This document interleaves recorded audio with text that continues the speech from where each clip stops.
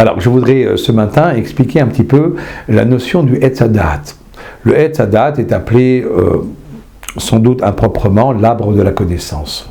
Chacun d'entre nous sait, n'est-ce pas, que la faute d'Adam et d'Ève, dans le Gan Eden, dans le jardin des délices, c'est d'avoir mangé du fruit de cet arbre. Dieu avait expressément défendu à Adam et à Chava, Adam et Ève, de manger du fruit de cet arbre. Alors, pourquoi j'ai dit improprement appelé l'arbre de la connaissance? Parce qu'en vérité, quand on regarde le Ramban, c'est-à-dire Nachmanides va nous donner une traduction différente de la notion de Etz Hadat. Pour lui, il ne faut pas traduire Etz Hadat par l'arbre de la connaissance, mais par l'arbre du choix. Alors, je voudrais m'expliquer. Pourquoi est-il l'arbre du choix? Alors, le Ramban nous explique, le Nachmanide nous explique que Adam Arishon, avant d'avoir mangé du fruit de cet arbre, il était naturellement attiré par le bien. Il était naturellement attiré par Dieu et par ses commandements. Et donc, pour lui, alors, est-ce que ça signifie qu'il n'avait pas le choix? Est-ce qu'il n'avait pas de libre arbitre s'il était naturellement attiré par le bien et par Dieu? Alors évidemment, bien sûr qu'il avait le libre arbitre, parce que s'il n'avait pas le libre arbitre, il n'aurait pas pu fauter. S'il a fauté et s'il a rompu ses engagements envers Hachem, c'est que forcément qu'il avait le libre arbitre de le faire. Mais en vérité, ce choix était limité. C'est-à-dire que quelle était en vérité la nature du choix qui s'offrait à Adam Arishon? C'était ou bien d'un côté de rester dans cet état où par nature on est attiré par le bien, ou au contraire de changer d'état, de changer de situation. Et en changeant des situations, eh bien, quelle serait cette nouvelle situation? C'est d'être dans un état de choix permanent et perpétuel. C'est-à-dire que le choix qui s'offrait à Adam Arishon, c'était ou bien de rester naturellement attiré par le bien et par Dieu, ou bien d'être dans un état où il serait obligé de choisir entre le bien et le mal à chaque instant. Alors pourquoi est-ce que le mot da'at signifie choix? Alors le Ramban le prouve de différents endroits. Il dit qu'à la fois dans le langage des Chachamim, da'at signifie volonté. Puisque par exemple, Da'ato Larzor, quelqu'un qui est parti en Israël, et s'il a l'intention de revenir en Chutz La'aretz, est-ce qu'il doit faire 1 jour ou 2 jours de fête? C'est marqué dans le langage rabbinique, Da'ato, c'est-à-dire sa volonté est de revenir ou sa volonté n'est pas de revenir. Ma enosh vetedaehu, nous dit le Navi. Qui est cet homme pour que tu le choisisses? C'est ce que les anges ont demandé à Hachem, quand Hachem a exprimé sa volonté de créer Adam. Ils ont dit, quel est cet homme pour que tu choisisses de le créer? C'est-à-dire, qu'est-ce qu'il a de si particulier en fin de compte? Et quel est le langage qu'utilisent les malachim? Ma enosh vetedaehu, donc au niveau du da'at. Donc la da'at, en vérité, c'est la volonté. C'est l'expression de la volonté propre de l'homme. Donc en vérité, qu'est-ce que cherche Adam Rishon quand il espère manger du fruit du Etz Hadat?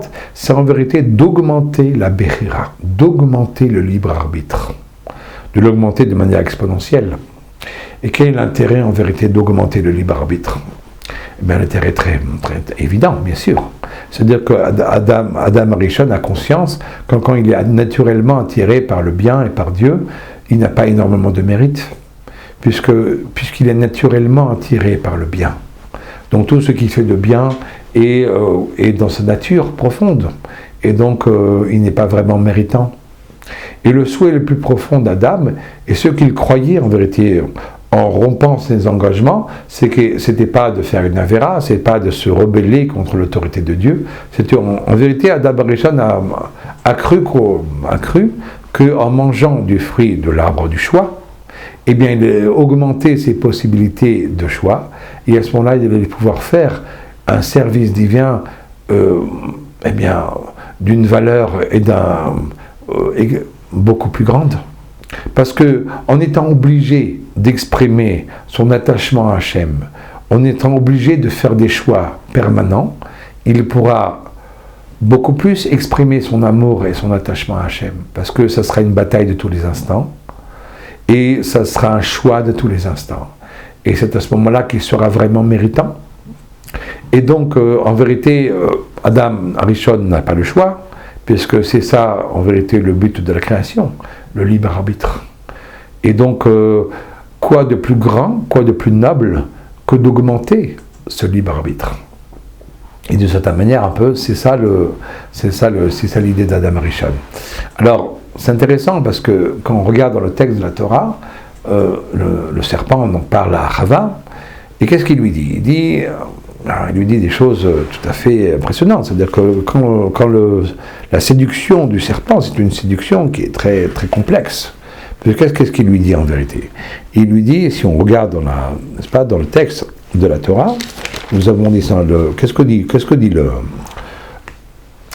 le serpent? Ki yoda Elokim, ki biyom acholchem imenu, car Dieu sait que le jour où vous en mangerez de ce fruit, venifkechu enechem, vos yeux s'ouvriront. Viitem kelokim, et vous serez comme Dieu, yodei tovara, qui choisissent entre le bien et le mal. J'ai traduit d'après le Ramban. C'est-à-dire, qu'est-ce que ça signifie? Donc il y a trois arguments qui sont donnés ici par le serpent. Venifkechu enechem, vos yeux s'ouvriront.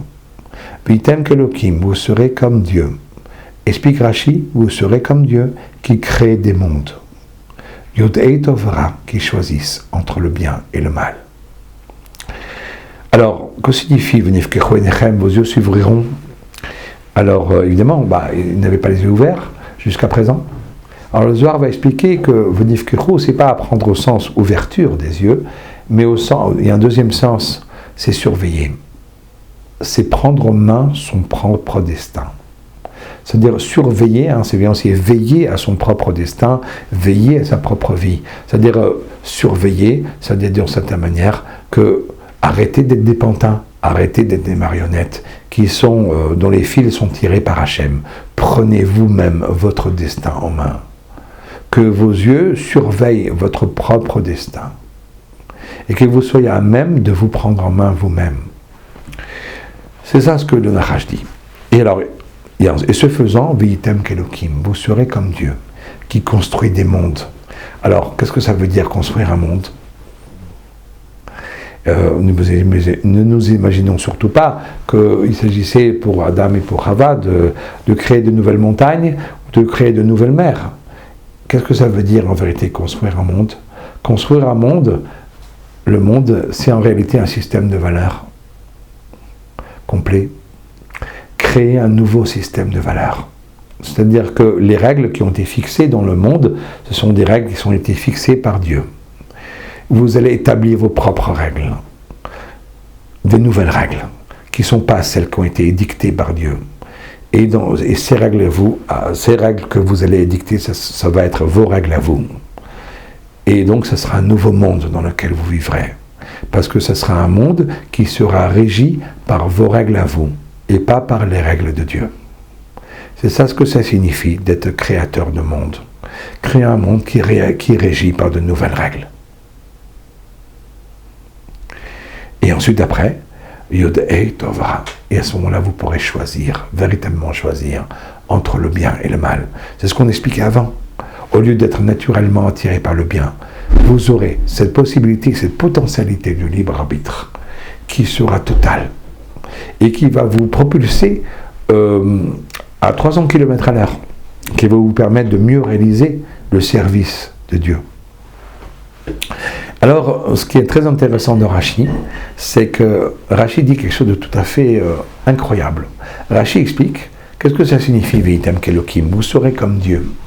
Alors Rashi dit au nom du Midrash que, en vérité, Dieu, pour créer le monde, il a mangé du fruit de l'arbre du Etz Hadat pour créer le monde.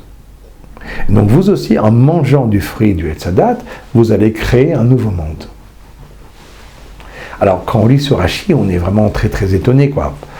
Le fruit de l'arbre du Da'at, il fait partie du monde. C'est-à-dire, pour créer le monde n'était pas encore là, au moment où on l'a créé. Donc, le fruit de l'arbre du Da'at n'était pas là non plus. Donc, est-ce que ça signifie que c'est le serpent qui se mord la queue, là, au sens propre comme au sens figuré? Comment est-il possible que Dieu ait-il été obligé de manger du fruit du Etz Hadat pour créer le monde? Le fruit de l'arbre du Da'at est créé avec le monde. Donc il y a quelque chose qui, de toute façon, c'est quelque chose de très étonnant et de très bizarre. Qu'est-ce que les Chachamim veulent nous dire? Qu'est-ce que nos sages veulent nous enseigner? Alors le Rav Dessler disait la chose suivante. Il disait, en vérité, qu'est-ce que c'est que le fruit de l'arbre du choix? C'est la potentialité du libre arbitre. En vérité, c'est ça ce que représente le Etz Hadat. Le Etz Hadat, c'est le libre arbitre, permanent, perpétuel. C'est la notion même du libre arbitre. C'est une potentialité de ne pas faire ce que Hachem nous commande de faire. C'est ça ce que représente en vérité le Etz Hadat. Tout était permis, sauf le fruit du Etz Hadat. Le fruit du Etz Hadat était sous le coup d'un interdit. Le fruit du Etz Hadat représente donc le libre arbitre, la liberté de l'homme. La liberté de l'homme de faire ou de ne pas faire ce que HaKadosh Baruch Hu nous demande de faire, c'est le fondement même de la création. C'est la justification de cette création-là. C'est pour mettre en place le libre arbitre que Dieu a créé le monde. Le monde n'a pas de sens sans libre arbitre. Le monde est basé sur le libre arbitre. Parce que sans libre arbitre, l'homme ne peut pas ni être récompensé, ni puni. Et donc c'est tout le projet de Dieu qui est mis en berne, qui est en faillite. Donc en vérité, le Etz Hadat représente la potentialité de ne pas faire ce que HaKadosh Baruch Hu nous demande de faire. Et donc d'exprimer la liberté de l'âme. Et bien c'est sur cette liberté-là que le monde a été créé. Et ce que dit en vérité le serpent, il dit, vous allez aller dans les chemins d'Hachem, dans les chemins de la création. C'est-à-dire que Dieu a créé le libre arbitre, c'est vrai, mais le libre arbitre qu'il a créé, il est limité, puisque naturellement vous êtes attiré par le bien. Donc en vérité, ce libre arbitre est limité, puisque vous faites le bien par nature. Donc allez dans le sens de la création. Et aller dans le sens de la création, c'est que vous aussi, vous devez manger du fruit de Etz Hadat. Vous devez exprimer et réaliser cette liberté de rompre ses engagements envers Hachem, afin d'augmenter le libre arbitre. Et à ce moment-là, le monde aura encore plus de sens. C'est-à-dire que tant que le libre arbitre est limité à la possibilité de faire ou de ne pas faire, d'être naturellement attiré ou de ne pas être naturellement attiré, c'est-à-dire tant que le libre arbitre est limité à une seule décision, alors effectivement le monde n'a pas beaucoup de sens. Mais si vous mangez du fruit du Etz Hadat, à ce moment-là, le libre arbitre sera beaucoup plus présent dans le monde, puisque le choix sera permanent et perpétuel. Et à ce moment-là, vous allez donner du sens au monde. À ce moment-là, vous allez dans le sens de Dieu. Vous faites exactement ce que Dieu a souhaité de faire. C'est ça, Veitan Kelokim. C'est pas de prendre la place de Dieu. C'est d'une certaine manière de continuer l'œuvre créatrice de Dieu. Et c'est ça en vérité ce que vous devez faire, d'aller dans les chemins de Dieu. Et de d'une certaine manière, de parfaire la création en augmentant le pouvoir, le pouvoir et la potentialité du libre arbitre. Et d'une certaine manière, c'est ça ce que dit le serpent. On peut imaginer que face à de tels arguments, c'était difficile de résister à de pareils arguments. Et pourquoi alors il ne fallait pas le faire? Pourquoi est-ce que c'était interdit, qui était la logique divine? La logique humaine elle avait l'air imparable. C'est vrai que plus il y a du libre arbitre, plus nos mérites sont grands. Pourquoi est-ce que Dieu empêche l'homme de mériter? Pourquoi Dieu empêche l'homme de choisir? Pourquoi Dieu a voulu, de manière, on va dire, contre nature, limiter les choix de l'homme? Alors le Zohar nous explique que tout était une question de timing. Qu'en vérité, si Adam Arishon avait attendu, il avait mangé les fruits du Etz Hadat le soir, le vendredi soir, au lieu de le manger vendredi après-midi, ça aurait été une mitzvah. Mais quand il a mangé du fruit du Etz Hadat vendredi après-midi, contre l'ordre d'Hachem, alors c'est devenu une avéra. Il a contredit la volonté d'Hachem. Alors d'accord, ça repousse la question, en tout cas ça la renforce. Si Dieu de toute façon avait prévu qu'Adam Arishon mange du fruit du Etz Hadat, pourquoi devait-il s'interdire d'en manger vendredi? Et pourquoi fallait-il attendre le Shabbat pour pouvoir en manger? Alors la réponse est toute simple. Pour que le libre arbitre s'exprime de manière harmonieuse, pour qu'il aille dans le sens de la Avodat Hashem, du service divin. Pour qu'il ne s'oppose pas à Dieu, il fallait d'abord que Adam Rishon se soumette, même s'il ne comprend pas, à l'opinion de Dieu, devait se soumettre à la vie de Dieu. C'est seulement en se soumettant, alors qu'en vérité c'était pas logique, que c'était contre toute logique, en se soumettant à la volonté de Dieu. À ce moment-là, le libre arbitre, une fois qu'il serait posé dans toute sa grandeur, dans toute sa richesse, alors il sera dirigé à bon escient. Mais si le libre arbitre s'exprime dans une rébellion contre Dieu, alors c'est tout le libre arbitre qui risque de prendre une couleur négative. Au lieu, n'est-ce pas, de parfaire la Avodat Hashem, il risque de s'opposer à la Avodat Hashem, il risque de s'opposer au service divin, et effectivement, et d'éloigner l'homme de son Créateur. C'est pour ça que Dieu souhaitait que Adam comprenne la notion de la soumission, pour qu'ensuite, après, une fois cette soumission obtenue, le libre arbitre serait utilisé à bon escient. Mais ce n'a pas été le cas. Et jusqu'à aujourd'hui, notre libre arbitre est un écueil de cette manière. Il nous porte à faire le contraire de la volonté de Dieu, malheureusement, parce que nous sommes tous les enfants d'Adam et de Chava. Et donc notre libre arbitre est source de difficultés, alors qu'au contraire, il n'était au départ qu'une source de mérite. Et ça, c'est un peu, d'une certaine manière, peut-être un éclairage, d'après Nachmanide, sous la faute d'Adam Rishon. Merci beaucoup.